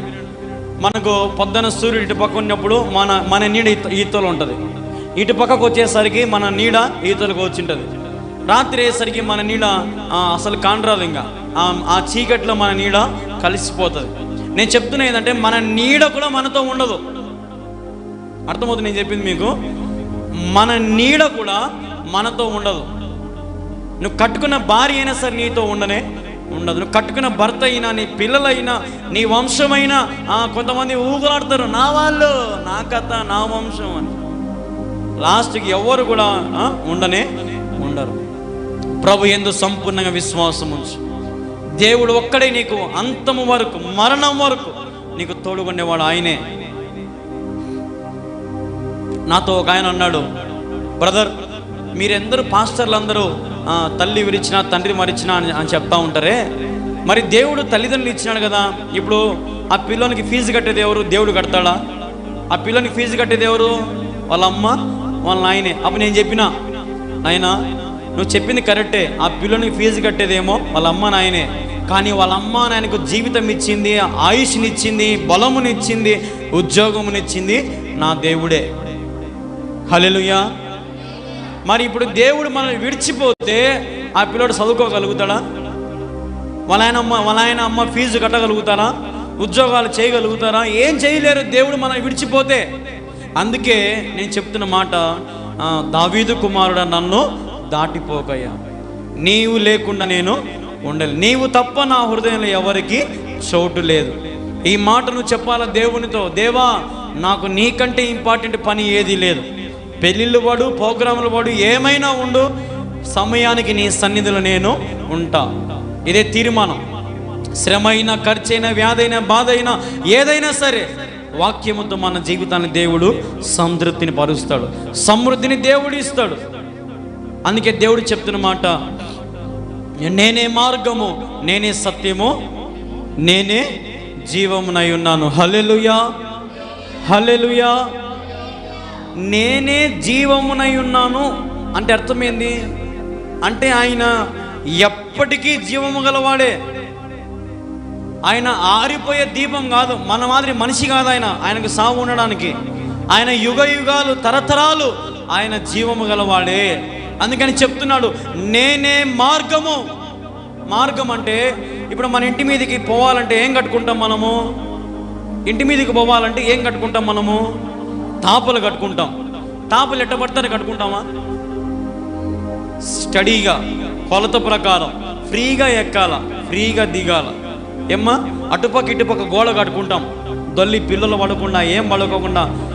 కానీ ఆలోచన చేస్తే దేవుడు చెప్తున్న మాట, నేనే మార్గం అన్నప్పుడు దేవుడు కూడా ఇప్పుడు మనకు మార్గం కడతాడా కట్టలేడా? తాపులు అటుపక్క ఇటుపక్క గోడ కడతాడా కట్టడా పడిపోకుండా?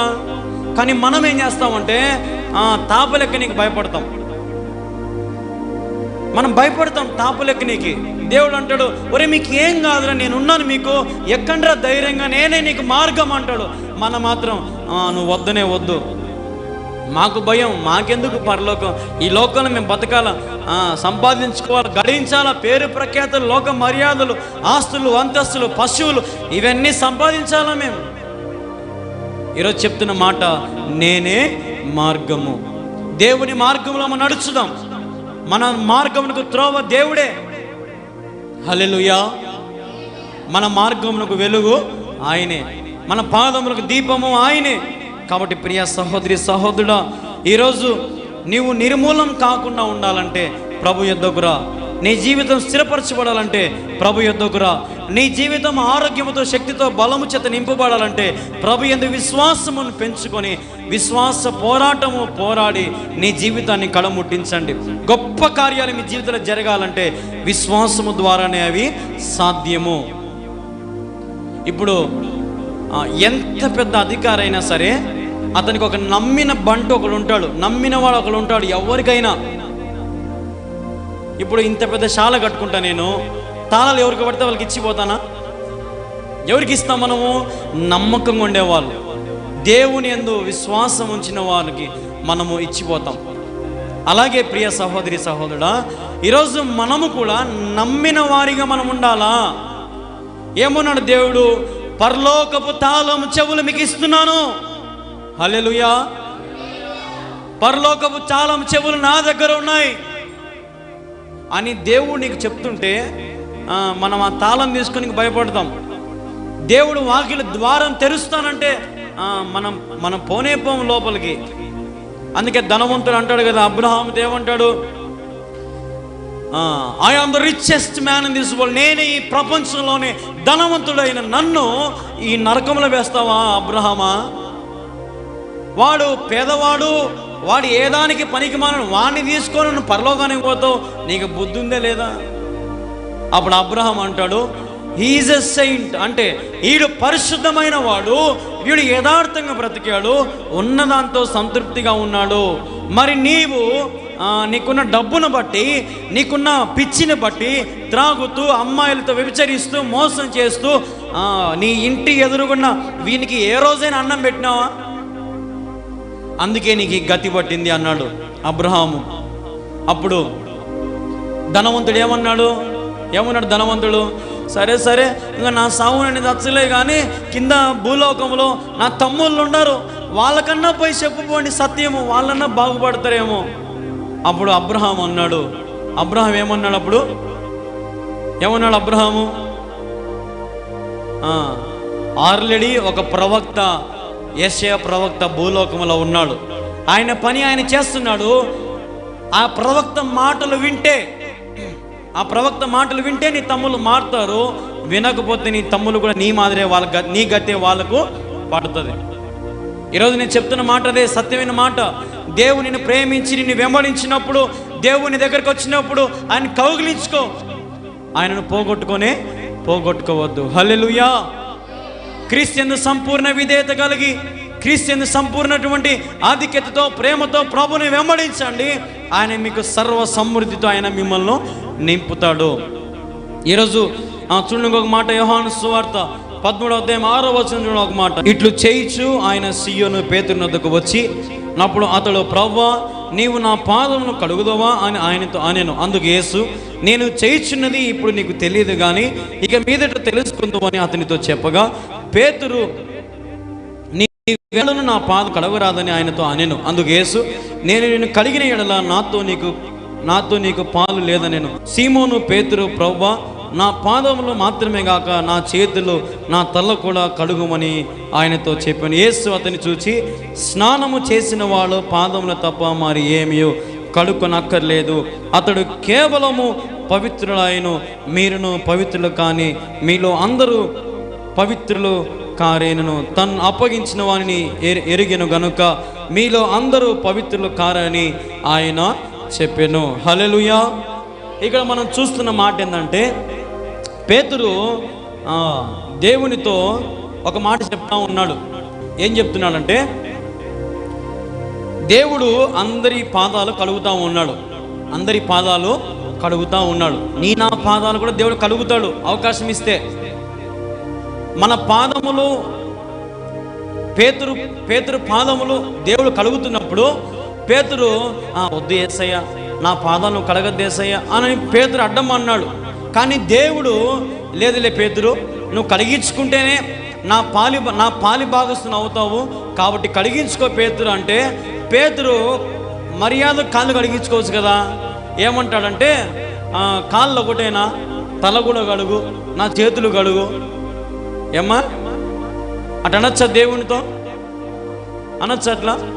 ఇప్పుడు దేవుడు అంత తగ్గించుకొని కాళ్ళు కడిగే స్థితికి పోయాడంటే, పేతురు ఫస్ట్ ఏమో వద్దన్నాడు బాగా పైకి ఏమో, కానీ దేవుడు ఇంక వంగి తీర కడుగుతూ ఉంటే నా తల గడుగు, నా చేతులు గడుగు అన్నాడు. ఈరోజు మనం కూడా అంతే. దేవుడు ఎంత తగ్గించుకొని ఎంత మనల్ని కాపాడినా మనం విర్రవీగుతానే ఉంటాం, మనము వ్యతిరేకమైన పనులే చేస్తూ ఉంటాం, దేవుణ్ణి బాధ పెట్టిస్తూనే ఉంటాం. ప్రియ సహోదరి సహోదరుడా, అప్పుడు దేవుడు ఏమన్నాడు, నువ్వు స్నానం చేసినావు కదా, స్నానం చేసినందుకు మళ్ళీ తల చేతులు కడగడం ఏంది, కాళ్ళు మాత్రమే కడిగించుకోవాలా? హల్లెలూయా. దేవుడు ఎప్పుడు ఎవరి నోరులు ఎలా మోపేయాలో దేవునికి బాగా తెలుసు. ఒకవేళ నీ నోరు దేవునికి మహిమకరంగా ఉంటే నీ నోరును దేవుడు దీవిస్తాడు. నీ నోరు బాగుగా తెరువుము, దాన్ని నింపుతా అంటాడు దేవుడు. ఒకవేళ నీ నోరు ద్వారా లేదంటే నీ జీవితం ద్వారా నీ యొక్క అపవిత్రమైనటువంటి ఆలోచనల చేత నువ్వు దేవుని దూషిస్తే మాత్రం దేవుడు మనకు తగిన ప్రతిఫలం దేవుడు మనకు ఇస్తాడు. కాబట్టి అన్ని సమయాల్లో నువ్వు దీనుడవై ఉండాలా. ఇప్పుడు దేవుడు అంత తగ్గించుకొని పాదాలు కడుగుతూ ఉంటే పేతురు దేవునితో పరాచకలాడడం అవసరమా? మనం కూడా అంతే. దేవుడు ఎన్ని చేసినా కూడా ఇంకా కావాలి, ఇంకా చెయ్యి, నువ్వు దేవుని అయితే నాకు ఇది పెట్టు, నాకు బాగా అయితే నీకు ఇది ఇస్తా, నాకు అన్నీ బాగుంటే నీకు ఇది ఇస్తా అంటే బాగలేనప్పుడు దేవుడు కాండ్రాడు. ఏ మేలు జరగనప్పుడు దేవుడు కాండ్రాడు. ఒక 6 నెలల కిందట నాకు ఒక అక్క ఫోన్ చేసింది. అన్నయ్య, నాకు 25 సంవత్సరాలు అయిందన్నయ్య పెళ్ళై, మేము 20 సంవత్సరాలు ఫంక్షన్ కూడా చేసుకున్నాం అన్నయ్య, చిన్న ఫంక్షను, కానీ మాకు ఇంతవరకు పిల్లలు లేరన్నయ్య. టీవీలో నీ వాక్యాలు చూస్తూ ఉంటానన్నయ్య, నాకు నీ వాక్యాలు చూసి ఒక ఆశ కలిగిందన్నయ్య. నువ్వే అన్నావు అన్నయ్య చాలాసార్లు గర్భఫలం దేవుడిచ్చే బహుమానం అని అన్నావు, ఎందుకో నాకు నీతో ప్రార్థన చేసుకోవాలని ఒక ప్రార్థన చేయన్నయ్య, నాకు గర్భఫలం కావాలందన్నయ్య అనింది. నాకు భయం వచ్చింది. ఇప్పుడు ప్రార్థన చేస్తే ఆమెకి ఎవరు ఖచ్చితంగా గర్భఫలం రావాలి ఆమెకి. ఇంకొక ఆలోచన, 25 సంవత్సరాలు ఏందంట గ్యాప్, 25 సంవత్సరాలు ఏందంట పిల్లలు పుట్టక, ఇప్పుడు నేను ప్రార్థన చేస్తానే పుడతారా అనుకొని నేను ఆలోచన చేసి, ప్రభువా అమ్మ నాకు ఒక్కరోజు నాకు టైం అని ఉపవాసం ఉండి, ప్రభువా ఇదిగో నీ బిడ్డకు నేను ప్రార్థన చేయలేదు, ఏం చేయలే, నేను మళ్ళీ ఒకరోజు టైం అడిగిన, నీ సన్నిధిలో ప్రార్థన చేస్తున్నా, ఆ బిడ్డకు నీ బిడ్డని ఇస్తావా ఇవ్వవా? ఫస్ట్ దేవునితో గొడవ, దేవునితో యుద్ధం. మా ఇద్దరికి ఇదే స్థలంలోనే ప్రభు అన్నాడు, ఇంకా ఫోన్ చేసి ప్రార్థన చేయి, ఖచ్చితంగా గర్భఫలం ఇస్తా అన్నాడు. మనసులో ఎక్కడో ఇంకా సందేహమే, ఎందుకు 25 సంవత్సరాలు పిల్లలు లేరంటే ప్రార్థన చేయగానే పుడతారా క్వశ్చన్ మార్క్ వచ్చింది. సరే దేవా, నువ్వు ఉన్నావు, నువ్వు చెప్పినట్టుగా నేను ప్రార్థన చేస్తా అని ఆమెకు ఫోన్ చేసిన, అన్నయ్య చెప్పండి అమ్మ ప్రార్థన చేద్దాం, దేవుడు నీకు గర్భఫలం ఇస్తాడంట. అంతా దేవుని మీద దొబ్బినా, నా మీద ఏం దొబ్బుకోలే, అంతా దేవుని మీదనే. దేవుడు ఇస్తాడంట, కళ్ళు మూసుకోమ్మా, దేవుడే చేస్తాడంట, నీకు గర్భఫలం దేవుడు, అంతా దేవుని మీద చెప్పిన. ప్రార్థన చేసినాక అన్నయ్య, ఒకవేళ నాకు దేవుని చిత్తమే గర్భఫలం వస్తే ఖచ్చితంగా నేను సాక్షిగా నిలబడతానన్నయ్య అనింది. సాక్షిగా నిలబడతానన్నయ్య అన్నప్పుడు సరేలే అమ్మ అని చెప్పిన. నా దగ్గర అది ఆడియో లేదు, రికార్డు కూడా చేసుకున్నప్పుడు ఆమె ఫోన్, ఇప్పుడు నా ఫోన్ అది ఏదో మొత్తం ఆడియో లేదు, మెమరీ కార్డు పోయింది, అది మీకు వినిపించింది. ఆమె ఏమంటుందంటే, ఒక నెల తర్వాత మళ్ళీ ఫోన్ చేసి, అన్నయ్య నేను ప్రెగ్నెంట్ అయ్యానన్నయ్య అనింది. హల్లెలూయా. నెలకే. ఎంత ఆశ్చర్యం వేసిందంటే నాకు, అసలు 25 సంవత్సరాల ద్వారాలు మూసిపోయినాయి, పిల్లలు లేరు, గర్భఫలం లేదు. నాకు అప్పుడు అనుకున్న, ప్రభువా నిజంగా నువ్వు అబ్రహాము శారాకు 90 సంవత్సరాల వయసులో, ముసలి వయసులో ఇస్సాకుని ఇచ్చినావే. ఇస్సాకుని ఇచ్చినప్పుడు దేవుడు మళ్ళీ ఇస్సాకును బలి కోరుతాడు. దేవుడు అడుగుతున్నాడు కదా, అబ్రహామా నీకు ఇచ్చిన ఇస్సాకుని తెచ్చి నాకు బలిని అంటాడు దేవుడు. అప్పుడు అబ్రహాం, పోదేవా నాకు పుట్టక లేక పుట్టినాడు వీడు, నువ్వేంది మళ్ళీ వాణ్ణి అడుగుతావు, నాకు నువ్వు వద్దు పో, ఏమొద్దు పో అన్నాడా? ఇద్దరు ఇస్సాకు రారా అని ఇస్సాకును పిలుచుకొని కట్టెలన్నింటినీ కట్టుకొని అగ్గి పెట్టే అన్నీ కావలసినవన్నీ తీసుకొని కొండ ఎక్కుతా పైకి పోయినారు. దారమ్మడి ఇస్సాకు అడుగుతున్నా, ఆయన యాడికి పోతున్నాం మనము అంటే, అరే మన బలి నీకు పోతున్నాం లేరా, నువ్వు గమ్మున పైకి రారా, నాకు బాధగా ఉంది, నాతో ఏం మాట్లాడొద్దు, నువ్వు సైలెంట్గా పైకి రా అంటే మళ్ళకొస్తే పైకి పోయి నాకు ఇస్సాకు, నాయన బలి అనేవే మళ్ళీ మనకాడ గొర్రెపిల్ల లేదే. కానీ అబ్రహాము హృదయంలో ఎవరు గొర్రెపిల్ల? కొడుకే గొర్రెపిల్ల. అబ్రహాము కింద నుంచి ఏడ్చుకుంటా మొరపెట్టుకుంటా పైకి వస్తున్నాడు. కట్టెలన్నింటినీ చక్కగా బేర్చనుంది వాక్యంలో. ఎట్ట బేర్చాడంటే కట్టెలన్నీ ఈయన తెలిసి కొడుకు చచ్చిపోతా ఉంటే, కళ్ళ ముందర కొడుకు చచ్చిపోతుంటే కట్టెలు తండ్రి ఎట్ట బేర్చాడంట. తండ్రి చల్లా చెదరిగా బేర్చినాడా? చక్కగా బేర్చినాడంట. బేర్చి, నాయన ఇప్పుడన్నా చెప్పు నాయన, గొర్రెపిల్ల ఆడుందో చెప్పు నాయన, తీసుకొస్తా. ఇస్సాకు నువ్వేరా బలివి ఎక్కు అంటానే ఇస్సాకు వేరేవాడైతే పారిపోతాడు. నాయన నువ్వు చెప్పినందుకు నేను ఎక్కుతున్నా అని నాయన మీద ప్రేమతో ఇస్సాకు బలిపీఠ మీదకి ఎక్కి పనుకున్నాడు. ఎక్కడంగా అబ్రహాము ముట్టిస్తాడో, ఎక్కడంగా ఇస్సాకు బలైపోతాడని దేవుడు దిగినాడంట. అట్నే అబ్రహామా ఆపు. ఏం దేవా, నీ ప్రేమ నీ విశ్వాసం ఉన్నతమైనది. అసలు నీ కొడుకు నాకు ఇవ్వడమేంది అబ్రహామా, నేనంటే నీకు ఎంత పిచ్చి అబ్రహామా. అదిగో ఆ పొదల్లో, ముళ్ళ పొదలో ఒక తేటైన గొర్రెపిల్ల ఉంది, ఆ గొర్రెపిల్లని తెచ్చి నాకు వధించేయి. ఇస్సాకుని దించాడు. ఇస్సాకుని దేవుడు చెప్పిన గొర్రెపిల్లను బలిగా సమర్పించారు. ఇస్సాకు అబ్రహాము ఇంకా భుజాల మీద చేసుకొని సంతోషంగా దిగిండరా. ముందు వరకేమో అబ్రహాముకు బాధ, కొడుకు చచ్చిపోతాడేమో అని. కానీ దేవుడు తీసుకున్నాడా? తీసుకోలే. అదే విశ్వాసంతో నేను ప్రార్థన చేసిన, దేవా ఇదిగో 20 సంవత్సరాల గర్భఫలం లేదంట. వాళ్ళలో ఏం ప్రాబ్లం ఉందో, ఏం వేడి ప్రాబ్లమా, హార్మోన్సా, ఏది ఇబ్బందిగా ఉందో ప్రభువా అన్నిటినీ సరళం చేయి అని ప్రార్థన చేసినప్పుడు ఒకే ఒక నెలకే ఆమె నాకు ఫోన్ చేసి, అన్నయ్య నేను ప్రెగ్నెంట్ అన్నయ్య అనింది. అన్నయ్య ఫస్ట్ నీకే ఫోన్ చేస్తున్నాను అన్నయ్య, మా అమ్మ కూడా ఫోన్ చేయలేదు అన్నయ్య అనేది. హల్లెలూయా. నేను చెప్పేది అదే, దేవుడు ఎప్పుడు ద్వారం తెరుస్తాడో మనకు తెలియదు, కానీ తెరిచినప్పుడు మనం అక్కడ ఉండాలా, విశ్వాసముతో కనిపెట్టుకొని ఉండాలా. ఇప్పుడు మనం ఏదైనా హోటల్కి పోయామనుకోండి, ఇంకా మీకు బాగా చెప్తా, ఏదైనా ఒక హోటల్కి పోయామనుకోండి, అన్నం తింటాం, బయట ఒకడు వాకిలు తీసేవాడు ఉంటాడు, గమనించినారా? వాకిలు తీసేవాడు, వాకిలు వేసేవాడు ఒకడు ఉంటాడు బయట, వాచ్మెన్ మాదిరి. గమనించారు ఎప్పుడన్నా? హోటల్ దగ్గర బయట ఉంటాడు వాడు. ఎవరన్నా పోతే వాకిలు తీస్తాడు, లోపల పోయి మళ్ళీ బయటకు వచ్చేటప్పుడు వాకిలు తీస్తాడు. పోయేటప్పుడు ఖచ్చితంగా అందరూ వానికి 5 రూపాయలు 10 20 30 చేతుల్లో పెడతారు వానికి. ఎందుకు? వాడు మనుషులకు గౌరవం ఇస్తూ ఉన్నాడు. మనం పోగానే వాకిలు తీస్తాడు, మనం బయటికి రాగానే వాకిలు తీస్తాడు. అతని పనికి మెచ్చుకుని అందరూ 10 20 చేతుల్లో పెట్టి వస్తారు. ఈరోజు మనం కూడా దేవుడు వాకిలు తీసినప్పుడు ఎదురుగా ఉండాలా. దేవుని కనుదృష్టి ఎదురుగా మనం ఉండాలా. ఆ రాజ్యము, ఆ సుందరమైన నగరము, ఆ గేట్లు తెరిచినప్పుడు మనం ఆడ సిద్ధంగా ఉండాలి, రెడీగా. అప్పుడు దేవుడు మనకు బహుమతి ఇస్తాడా? ఇవ్వడా? ఇస్తాడు. మనం యాన్నో కొండంత దూరం ఉంటే పరలోక రాజ్యానికి పోతామా? పోలేం. సమీపంగా ఉండాలంటే దేవునికి. హల్లెలూయా. సమీపముగా, దగ్గరగా ఉండాలి దేవునికి. ఇప్పుడు అబ్రహామును, మళ్ళీ ఇంకొక మాట, దేవుడు అబ్రహాముకు చెప్పినాడు. ఏం చెప్పినాడు? నీ తల్లిదండ్రులను విడిచిపెట్టు, నీ వంశాన్ని విడిచిపెట్టు, నీ ఆస్తిని విడిచిపెట్టు, అన్నిటినీ వదిలేసిరా. అంటే నా అబ్రాము, ఏంది దేవా నువ్వు, నాకు ఇంత ఆస్తి ఉంది, ఇంత వంశం ఉంది, ఇంత పలుకుబడి ఉంది, అన్నిటినీ వదిలిపెట్టి రమ్మంటావే, నేను రాను పో అన్నాడా? మరి మనం ఏంది?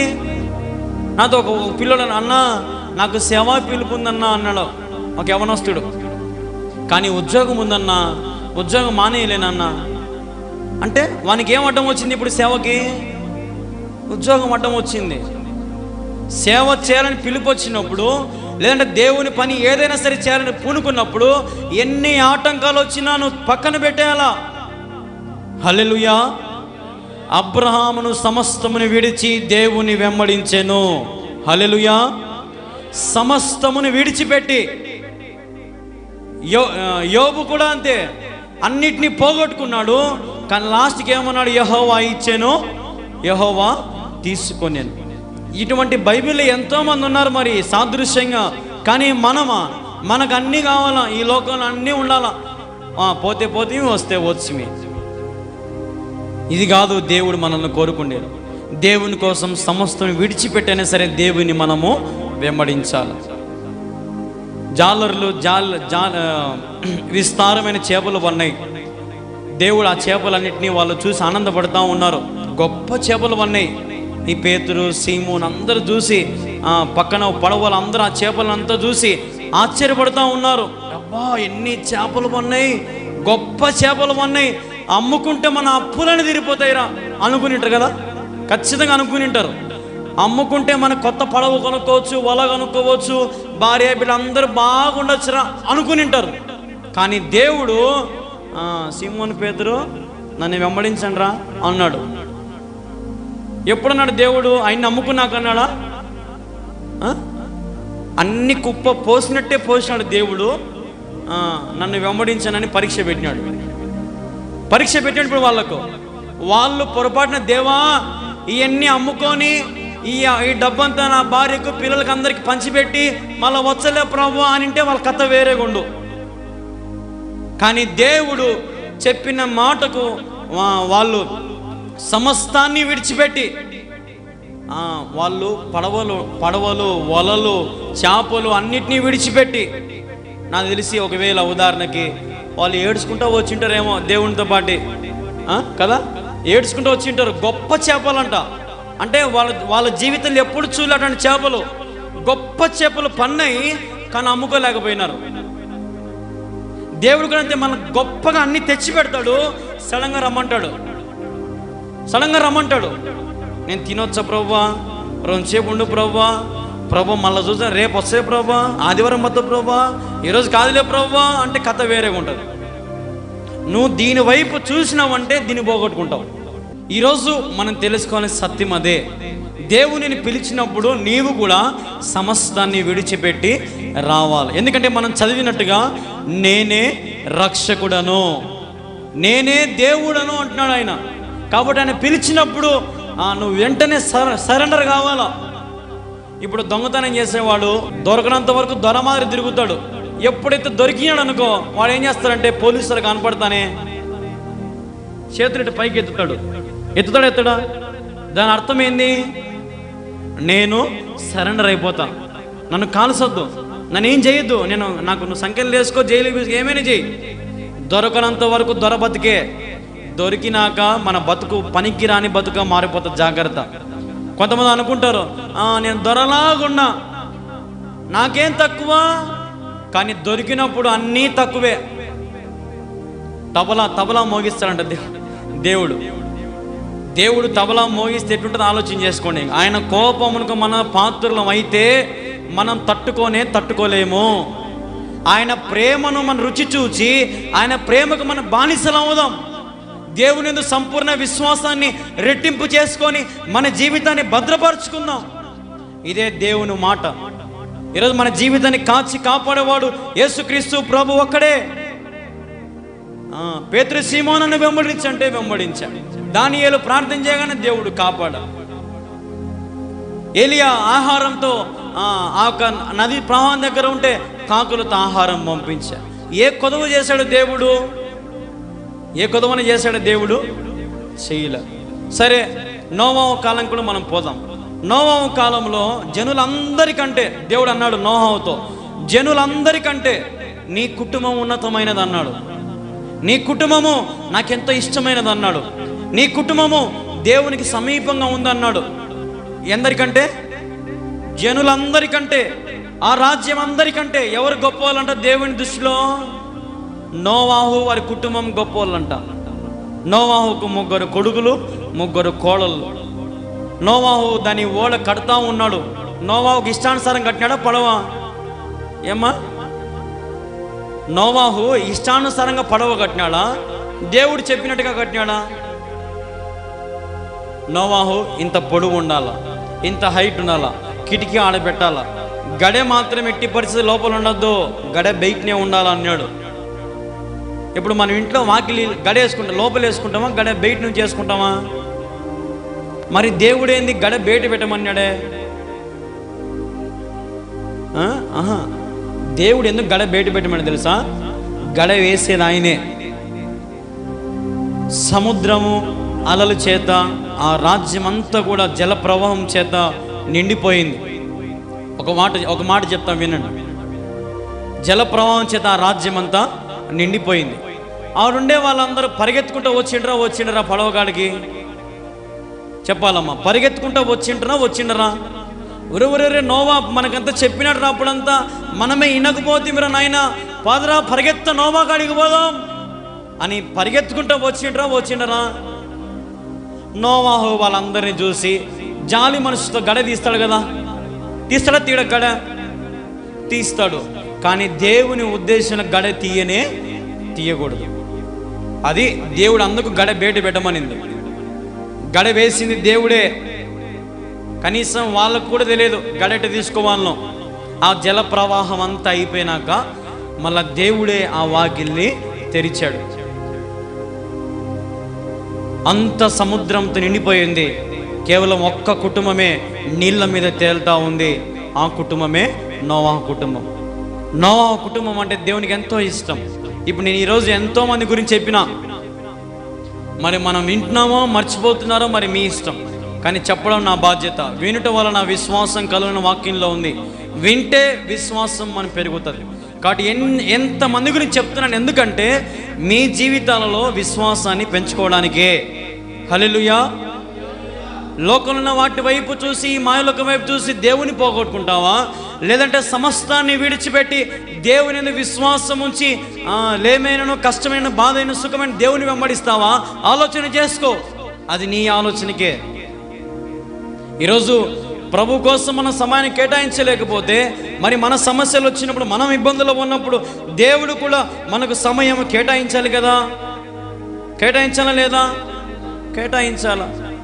ఇప్పుడు మనం కలెక్టర్ ఆఫీస్ దగ్గరికి పోయి ఏదైనా కాగితం ఇస్తే, అయ్యా నాకు ఇల్లు రాలేదయ్యా, నేను విధవరాలయ్యా, నాకు ఎవరూ లేరయ్యా అని కాగితం ఇస్తే నీ పేరు వెంటనే ఇల్లు రాసిస్తాడా? ఏమంటాడు? నేను కొంచెం బిజీగా ఉండమ్మా, పేపర్ అదా వానికి ఇచ్చివో, పిఏకి ఇచ్చివో, 1 వారం పట్టచ్చు, నెల పట్టచ్చు, కానీ చేస్తాపోమ్మా అంటాడు. చేస్తాపోమ్మా అంటాడు. మరి ఒక కలెక్టరు అంత బిజీగా ఉంటే 1 నెల 2 నెలలు, మరి ఈ రాజ్యానంతా సృష్టించిన దేవుడు బిజీగా ఉంటాడా? ఉండడా? మరి ఆయన ఇప్పుడు ఒక మాట వాడుకున్నాం మనం, దావీదు కుమారుడు నన్ను దాటిపోగయ్యా అని అంటాం. నోటితో అంటాం దాటిపోవాకు దేవా అంటాం. కానీ మనం చేసే పనులను ఎట్టుంటాయంటే దేవుడు దాటిపోతానే ఉంటాడు, మనం మాత్రం ఆయనకు అడిగిపోం. యేసు ప్రభు వచ్చాడంట అని ఇంట్లో ఇంకా సగదొప్పుకుంటానే ఉంటాం, కడుక్కుంటా ఉంటాం, క్లీన్ చేసుకుంటా ఉంటాం, చేస్తూ ఉంటాం.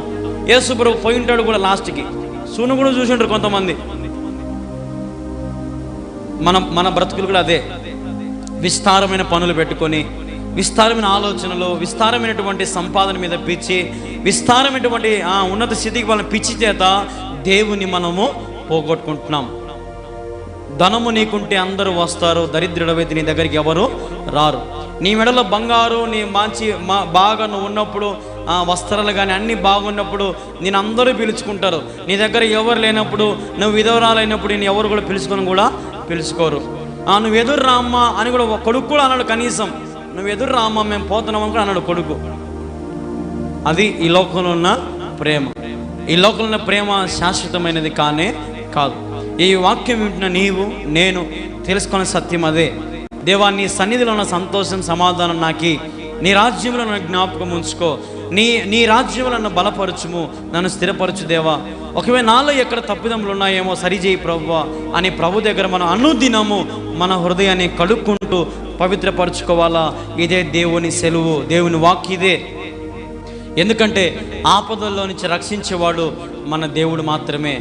ఇప్పుడు ఎవరన్నా నీళ్ళలో పడిపోయి మునిగిపోయి తేలుతూ ఉన్నారనుకోండి, ఈత రానోడైనా సరే ఏం చేస్తాడు? కాపాడాలని ప్రయత్నం చేస్తాడు. కానీ ఈత వచ్చినోడు మాత్రం ఖచ్చితంగా ఏం చేస్తాడు? ఈత వచ్చినోడు నీళ్ళలోకి దూకుతాడు. వాడు ఈత రానో మాత్రం ఎగురుతూ ఉంటాడు, నాకు ఈత రాదు, నేనేం చేయలేను, ఆ చెట్టును పట్టుకో, తాడు మీరా అంటాడు. కానీ ఈత వచ్చినోడు మాత్రం వెంటనే దిగుతాడు. మన దేవుడు ఈత వచ్చినోడు. హల్లెలూయా. ఆయన నీకు శ్రమ వచ్చిందంటే ఒక్క సెకండ్ నీ ముందర దిగుతాడు. ఆయన దిగినప్పుడు ఎంతమంది వేవేల సైతాని శక్తులు దుష్టుల మీద ప్రయత్నం చేసినా, నిన్ను నరహత్య చేయాలన్నా, నీ ఏం చేయాలని చూసినా కూడా దేవుడు నీకు తోడుగా ఉండగా ఏది కూడా నిన్ను ఏమీ చేయలేదు. ఇదే దేవుని మాట. అందరూ ఉన్నప్పుడు ఒకలాగా, అందరూ లేని ఒకలాగా ఉండద్దు. ఎవరు ఉన్నా ఎవరు లేకపోయినా యేసయ్య నాకు నీవు ఉంటే చాలు. ఒంటరితనంలో దేవుని వెతకండి. ఒంటరితనంలో దేవుని వెతకండి. ఇప్పుడు ఒంటరితనంలో ఉన్నప్పుడు మనకి ఎవరు గుర్తొస్తారంటే, మనల్ని ఎక్కువ ప్రేమించిన మనకు గుర్తొస్తూ ఉంటారు. నేను వాడిని ఎక్కువ ప్రేమించినప్పుడు వాడు నన్ను ఇటు ఒంటరికి చేసిపోయినాను నన్ను కదమ్మా, నేను వాడిని ఎంత ప్రేమించినానో వాడు నన్ను ఎట్టు చేసినాడో అని అంటారు. ఒంటరితనంలో దేవుని నీవు ప్రేమించు. హల్లెలూయా. ఈ యొక్క పరిస్థితులన్నింటినీ కూడా నువ్వు జ్ఞాపకం చేసుకో. దేవునికి తోడుగా నీడగా ఉండాలంటే ఈ లోకములను వాటన్నిటి, ఈ మలినమును అంటించుకోవద్దు. ఒకవేళ ఏమైనా అంటిందేమో ప్రభు రక్తముతో కడుక్కోండి. ప్రభు రక్తము ద్వారా మన హృదయాన్ని మనం కడిగి పవిత్రపరచుకోవచ్చు. దేవుడి మాటలు దీవించి ఆశీర్వదించును గాక. ఆమేన్.